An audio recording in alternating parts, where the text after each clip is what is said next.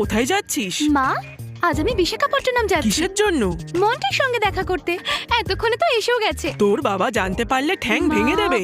বাবাকে কোনোভাবে ম্যানেজ করো না।